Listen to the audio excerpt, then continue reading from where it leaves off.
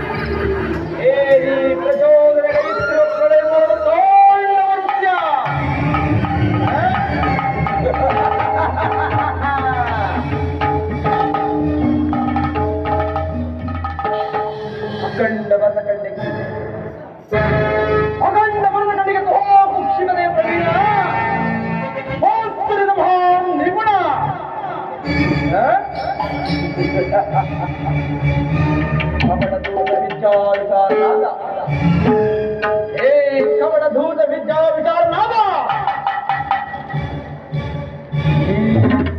ರಾಜ ಶಕ್ತಿ ನೋಡಿದೆಯೋ ನಿಮ್ಮಗಳ ಸರಸ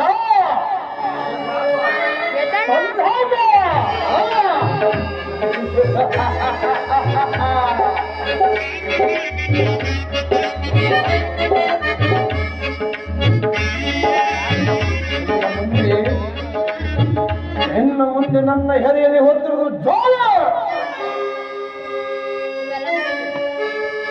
ದೇಶಕ್ಕೆ ದೇಶ